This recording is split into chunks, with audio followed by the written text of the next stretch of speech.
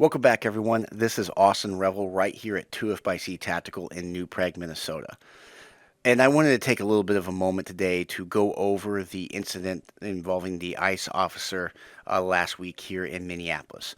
Before we dive into that, if you could please like, comment, subscribe. It helps the channel grow. Our goal is to reach 25,000 subs by Shot Show. That's the goal. And that's next week. So, you know, just pushing for 25,000. We call it the drive for 25. With that being said, thank you for all the love and support and all the comments. And when it comes to this incident that just happened this past week, uh, let me just say that I'm an armed agent up here doing contract work. I've been firsthand witness to many of the major events that have happened in Minneapolis and Minnesota for the last several years. Unfortunately, for whatever reason, we seem to become the hub of things lately. Not really sure why.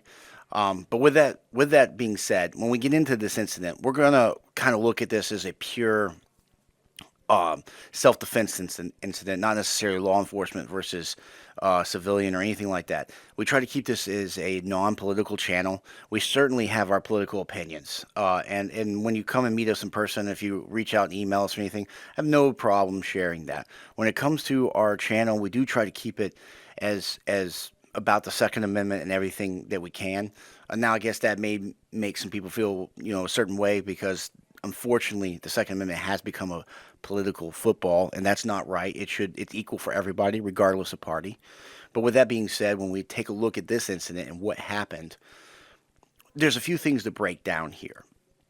And I'm just going to put this out there.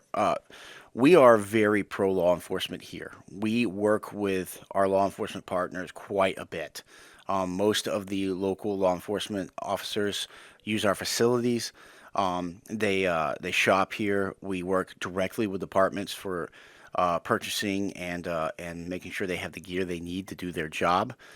We've worked with federal officials as well. So that's not something that or I should say that's not something unusual. We are very pro law enforcement here, and when it comes to an incident like this, the only thing I'm going to say about it is you always have to ask yourself, if I was to remove a thing, would it still happen? So for the individual that lost her life, which is extremely tragic. I mean, listen, regardless of what side you fall on this, I think we can all agree that this is tragedy. Anytime someone loses their life, it's tragic. There's never a cause for celebration. It's awful. There is a lot of broken people left behind on both sides. It's a terrible thing.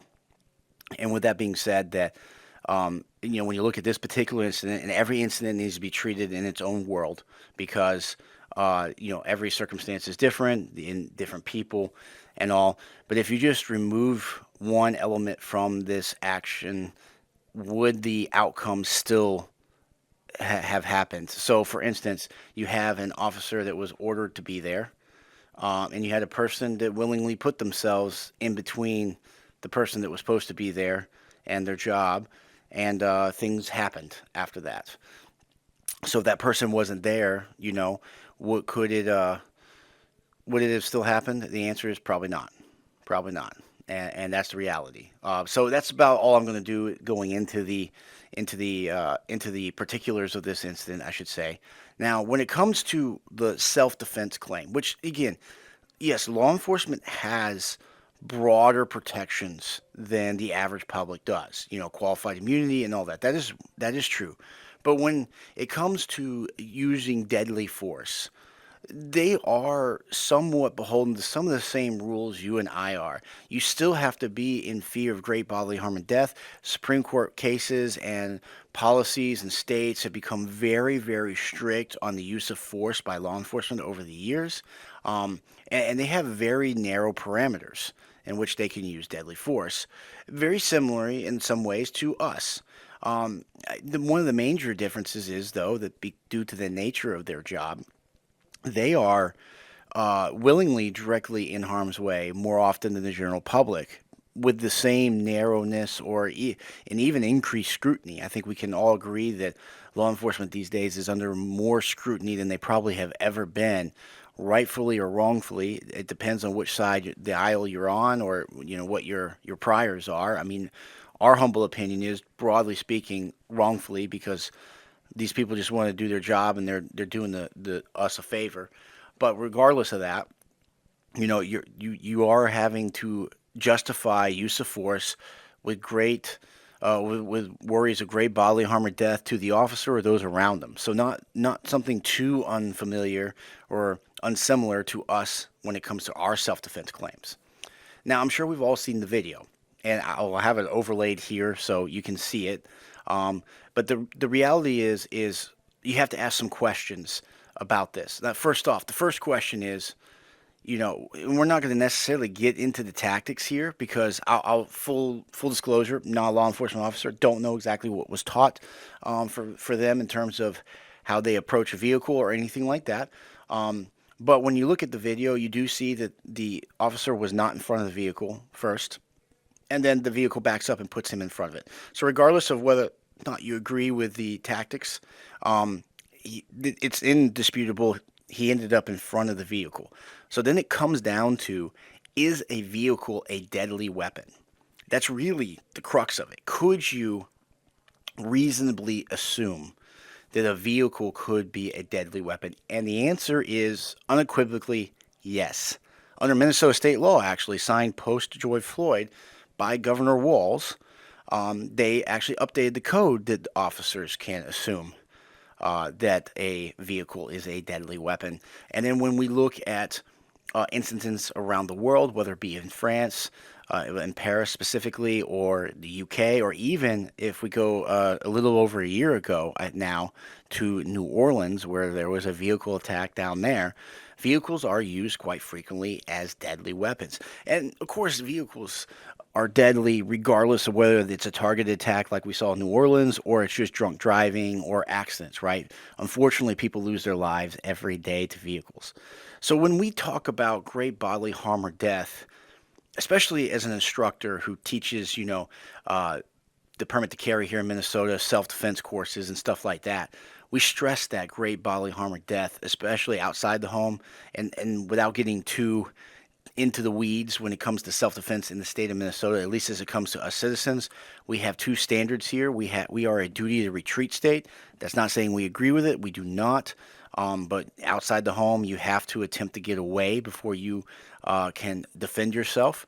And then when it comes to inside the home, we are not a duty to retreat state, but we're not a true castle doctrine state either. And maybe that's a video for a different day because we don't want to get too deep in the weeds there. But when we say great bodily harm or death, of course that can vary depending on the circumstances. So for me, I'm a 6'4", 285-pound guy.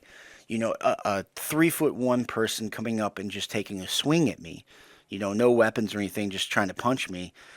And if I was to deploy my weapon, there's probably not a jury in America that's going to justify that, rightfully so, because their assumption is you're 5 times the size of that individual. There's another way that you could handle it. And I'm not saying that they would be correct. That is correct. Now, if you were to put a knife or a firearm into that individual, regardless of them being 3'1" or any size, that changes the math, right? So it is always, always, always based on the actions of the offender, if you will, not the defender. And so for this instance, and we also, and I do want to say this too, this is what's always tough in the self-defense community. Always, always, always. We're talking about actions that we are taking and decisions we're making in milliseconds sometimes. And most of the time, we aren't going to know the full context. There's going to be an incident, whether it be a mass shooting, whether it be a fight that turns into a deadly encounter or an argument, we're not going to have all the information.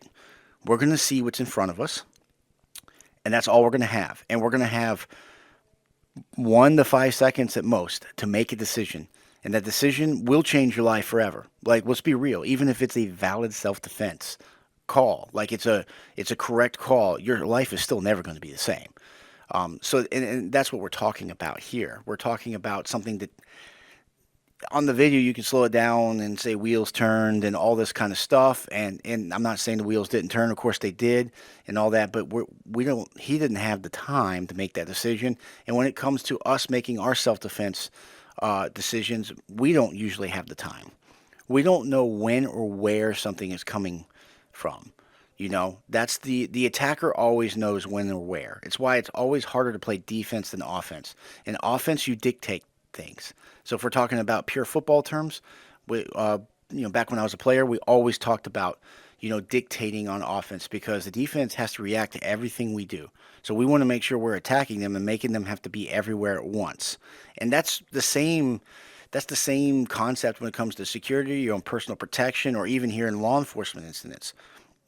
You have to be right 100% of the time, and that's impossible.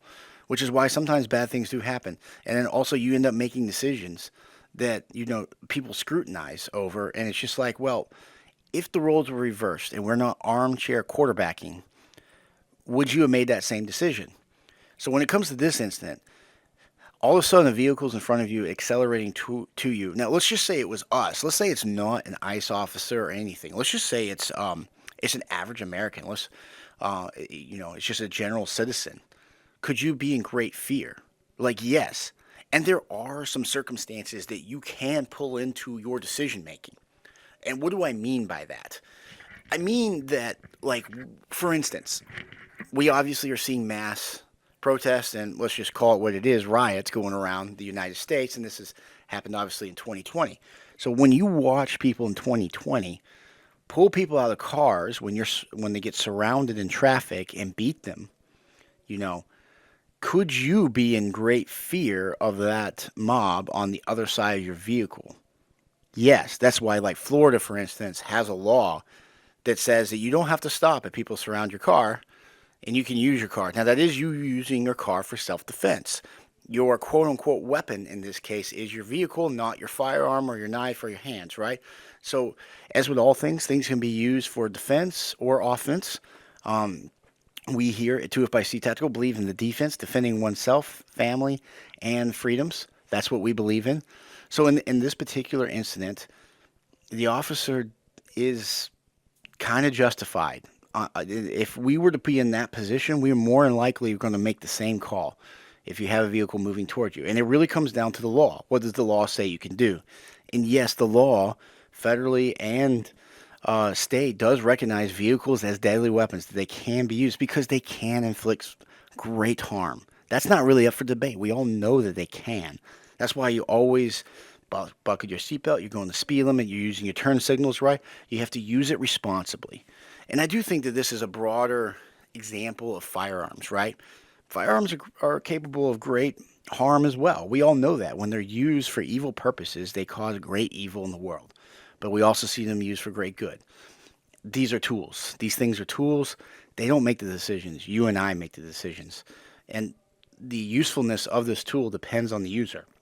That's something that Theodore Roosevelt said, who's, by the way, my favorite president. But when it comes to this particular incident, I think that's the important thing. Now, with that being said, this is what the second piece of this is. You're seeing a lot of unrest going on throughout the United States, mostly in big cities. If you have to be there, whether it be for work, travel, you live there, always make sure that you are prepared. A lot of these things are going violent, but make sure you understand the laws of your local jurisdictions. And again, that's what this whole incident is about, just trying to understand the laws that govern us with self-defense. The United States does allow for self-defense. It is written literally into our Constitution. That is what the Second Amendment is for. That is defense from a tyrannical government, but it also bleeds into what we call private defense. So that's like someone bank robbing or someone, attacking your loved ones or breaking and entering to your home. So that's what we call private defense, and then public defense will be against the tyrannical government. So in this case, after everything we've seen, regardless of where you fall in the aisle, I mean, the biggest thing to establish is, can that vehicle satisfy the deadly weapon and cause great bodily harm or death to the officer? If the answer is yes, then it's justified. It's really that simple. I mean, all the nuances aside, if you're put in harm's way, if you can justify that, then everything that happens afterwards is justified. And that's where I am, I guess, on this. Um, and then when it comes to 2F by C, listen, go out and get trained. Go out and learn these laws and these and what you can and can't do to defend yourself and your loved ones. You should always be prepared. You should be taking training courses, and I'm not talking just permit to carry courses, because the permit to carry, especially speaking from Minnesota, is pretty basic. You're not talking about a lot of rounds down range. You're just talking about, it's really a legal class that you just happen to shoot a little bit in. So make sure you're going out and getting trained. You're getting actual training. You're shooting quite often. I always say 200 rounds a month. That's roughly what you should do. If you can't afford that, which I understand it is expensive to do, and some people don't have the places to go, then go get like the Mantis X system or something like that, that you can train at home. Always being prepared for what's out there, because you just don't know when things are going to change. I mean, even this incident, if you think that officer or even the individual that lost her life woke up that day and thought that that's how that was going to happen, that's not how it works. They went about their day normally, and then this happened. You just never know what will come up. Now, with that being said, we hope you all stay safe out there. We, again, appreciate you tuning into the channel and hope you will continue to do so. Please like, comment, subscribe, share this video. We're trying to help this channel grow. Let's get to 25,000 subs. And we're excited to bring stuff to you from SHOT Show next week. Again, I really appreciate all of you. It's been a lot of fun, and we're going to continue to do it in the future. Have a good one.